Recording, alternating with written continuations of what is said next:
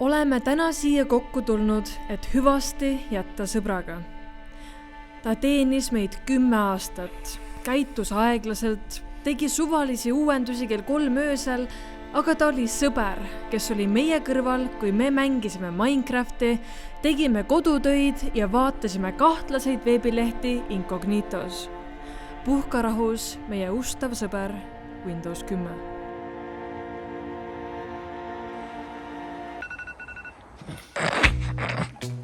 Kas see intro pidi olema nii dramaatiline? Jah, sa ilmselt mõtled, keda huvitab, et mingi operatsioonisüsteemi uuendamine lõpetatakse ära? Olukord on halb. Windows 10 is sadly losing support in less than a week. I can't believe it's almost over for the best Windows version out there. Kui sa kasutad veel ise Windows 10 või sa tead kedagi, kes kasutab, siis palun vaata see video lõpuni.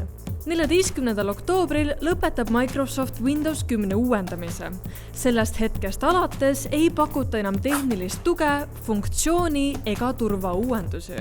Ja mis on kõige lihtsam saak internetis? Masin, mis on vana, kaitsmata ja täis head kraami. See on nagu see, kui sa jätaksid korteri ukse pärani lahti ja siis pärast imestad, et miks su telekas ära varastati. Aga Riia, kogu aeg on uuendused. Vanasti oli Windows XP ja 95 ja ei. See uuendus pole nagu need varasemad. Toome võrdluseks Windows 7 või 8 Windows 10 mineku. Sa lihtsalt said selle alla tõmmata ja asi ants. 11. Microsoft ütles, pühige pappi luuserid. Windows 11 töötab ainult uuematel arvutitel. Ta seab riistvara tasandil turbenõudeid, mis ei olnud varem nii laialdased ega nõutud, näiteks TPM 2.0 ja Secure Boot. Ja see ongi põhjus, miks paljud inimesed tunnevad ennast ootamatult välja jäetuna. Täiesti töökorras masinad jäetakse tolmu koguma. Oled sa teadlik, et me kallis sõber Windows 10 lõpetab töötamise? Jaa, minu arust on see väga hea uudis. Hea uudis? Jah. Kuis nii? Me saame nüüd uue Windows 11, mis on palju turvalisem, väidetavalt palju ilusam, omab uusi funktsioone, tehnoloogia areneb. Ja see peab olema kõige haigem asi, mida ma see aasta näinud olen. Windowsi enda lehel on kirjas. Kui teie seade ei vasta nõuetele, ei pruugi te saada oma seadmesse Windows 11 installida ja te võiksite kaaluda uue arvuti ostmist.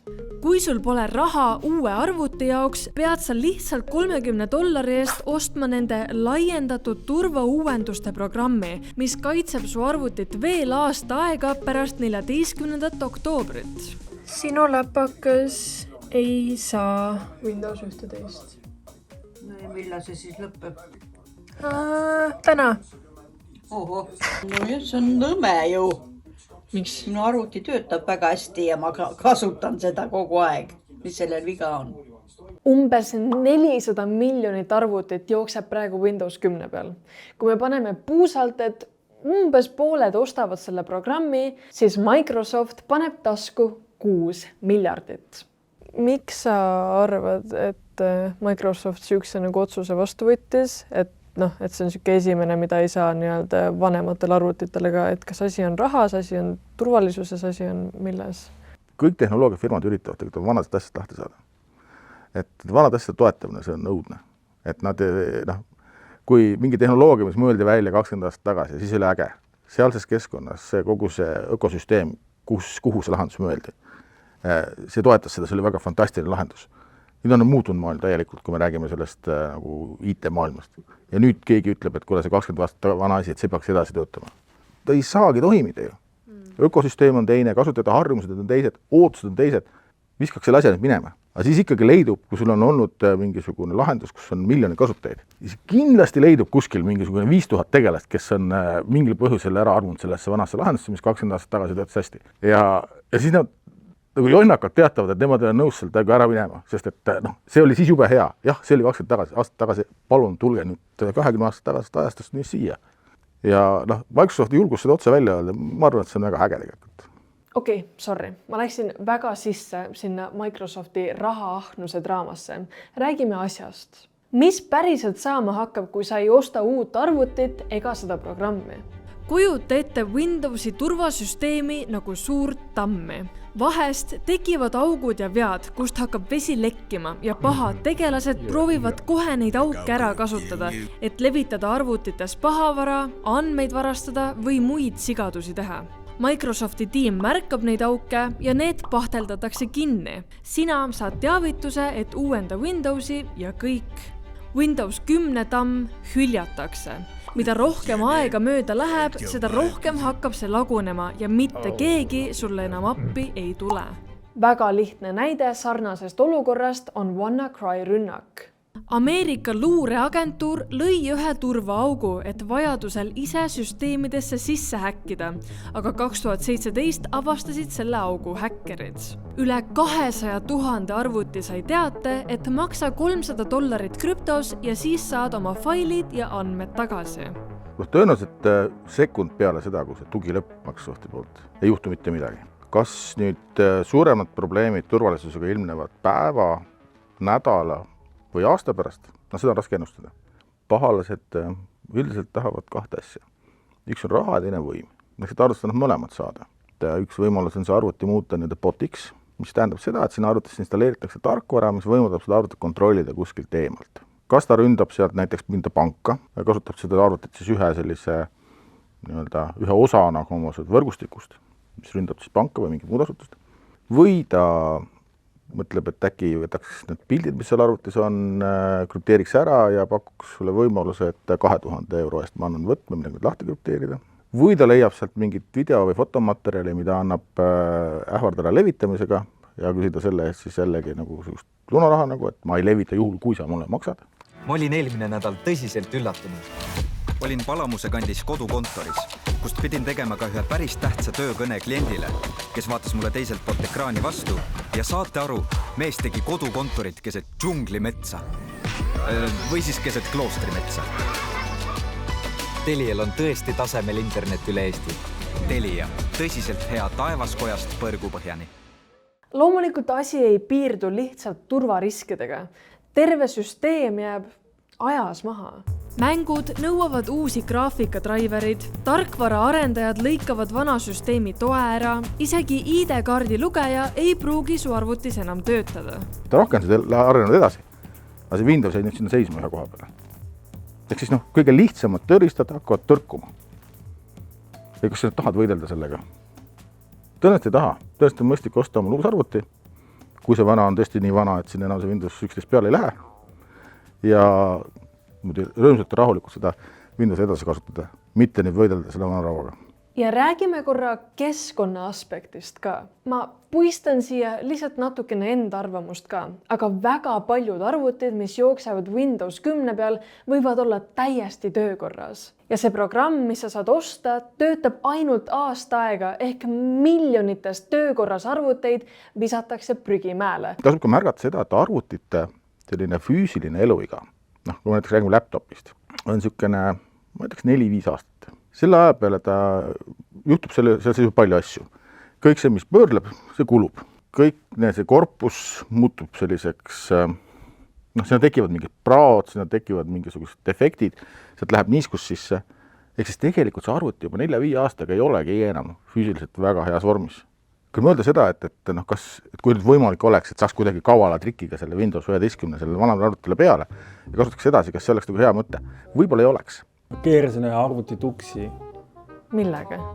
Microsoft lõpetas Windows 10 toe. Mina arvasin, et see on ükskõik suhteliselt. Aga siis ma lugesin Postimehest mingit artiklit ja sain aru, et tegelikult see võib-olla ei olegi ükskõik. Ma hakkasin uuendama ja tundus, et kõik on hästi lahe ja siis ta peaaegu uuendas ära ja siis ühel hetkel enam ei öelnud nagu midagi, lihtsalt läks tagasi ja ütles, et nüüd ma lähen tagasi 10 peale. Sain mingid nõuanded, et ma pean seal emaplaadi peale asuvas väikses BIOSi nimelises tarkvarajupis natuke mingid settinguid muutma ja siis äkki saab selle Windows 11 peale installida. Aga juhtus oli see, et arvuti ei võtnud enam pilt ette. Ja siis ma lugesin, et kui ma nüüd lähen ja lasen sealt 2 kontakti lühisesse, siis ta läheb tagasi nagu eelmiste settingute peale ja see arvuti läheb vähemalt käima uuesti. Ja siis ma kiskusin arvuti tükkideks lahti ja topsin kruvikeeraja sinna, kuhu manuaali hinnangul või manuaali järgi minu hinnangul pidi panema ja siis tagajärg oli nagu see, et enne, siis kui see arvuti lihtsalt käima ei läinud, siis selle emaplaadi peal üks tuluke nagu põles, kui sa arvuti sisse lütsid. Aga lõpuks ei põlenud isegi see tuluke enam. Need nagu täiesti null. Aga nüüd ta jälle töötab 172 eurot hiljem. Tavainimesele ma soovitan, et kui sul see Windowsi ametlik tööriist nagu seda uuendust ära ei tee, siis mine kohe hooldusse, ütle, et tavai uuendage ära. Ma ei soovita hakata ise seda lahti võtma ja kui Windowsist endast see uuendusprogramm ütleb, et tal ei õnnestu, siis otsi spetsialisti. Kui sa oled valmis tegema väikseid ohverdusi ja oled nõus ümber harjuma, siis sa ei pea tervet masinat ära viskama. Olen kuulnud, et inimesed, kes tõesti on väga kindlad selles, et nemad ei ütle sellest arvutist veel lahti, aga ei mahu see Windows 11 sinna peale, et nemad lähevad üle näiteks Linuxile. Kas see on ka variant? Jaa, see on fantastiline variant. Ainult, et seal tasub märgata seda, et see Windowsi või Linuxi kasutamine on mõnevõrra teistsugune kui Windowsi kasutamine. Linux on väga hea operatsioonisüsteem, aga inimene, kes ei ole seda enne kasutanud, siis see nagu õppimise aeg ja valu võib olla päris suur. Okei. Viisin oma arvuti vanarauda, ostsin uue arvuti ja installisin uhke uue Windowsi. Nüüd ei saa enam midagi rohkem valesti minna. On ja? Mulle on õpetatud, et kui sul pole midagi ilusat öelda, siis ära ütle midagi. Nii et siin on mu mõtted Windows 11. Ma ei saa tegumi riba panna ekraani äärde. Mu arvuti regulaarselt unustab ära, kuidas Bluetooth ja Wi-Fi töötab. Stardimenüü on kohutav. Mine Windows 11 ja mine Microsoft. Püha jumal, Windows 11 kasutamine on nagu lapsel paluda käituda. Tuleb välja, et probleemid mu riistvaraga olid lihtsalt sellepärast, et Windows 11 on Ma olen väsinud reklaamidest, mis mind ei huvita. Ma olen väsinud sellest, et ta laeb alla värskendusi, millal iganes ta tahab. Kuidas sa soovitad seda üleminekut siis teha niimoodi, et oleks smooth? Kohe, kui Windowsi tugi lõpeb, ei juhtu mitte midagi halba. Mida päeva edasi, seda suurem on tõenäosus, et mingid probleemid hakkavad tekkima ja planeerida nüüd lähiaega endale siis uue arvuti hankimine. Et see on see õige koht, kus see arvuti välja vahetada. Nagu me telefoniga, kui telefon ikkagi enam ei võimalda meie neid soovitud äppe kasutada, siis me ei hakka selle pärast ju mingeid muid äppe valija, mida me kasutame, vaid me siis ütleme, et okei, see telefon sai vanaks ja nüüd lähen ostan uue. Täpselt sama on nüüd selle arvutiga. Kui su arvuti ei võimalda Windowsi uuendamist, sa täielikult keeldud Linuxisse kolimast ja sa keeldud ka arvuti äraviskamisest, siis see on okei. Ma saan sust aru. Sa võid vana arvuti alles jätta, aga näiteks ainult offline mängimise jaoks. Kui sul on näiteks selline maagiline asi nagu plaadilugeja, siis anna minna. Aga palun, ära ühenda seda netiga, ära logi sellega mingisse panka sisse, ära hoia seal andmeid või muid tähtsaid dokumente. Kui sa oled Windows 10 peal, siis sul on aega otsustamiseks eilseni või kui sa ostad turvaprogrammi, siis 13. oktoobrini 2026. Aga ära lükka seda otsust nii kaugele ja aita ka enda vanematel või sõpradel see samm ära teha. Ja Microsoft, häbi sul olgu. Kuna meil on nagu maailma tõstab?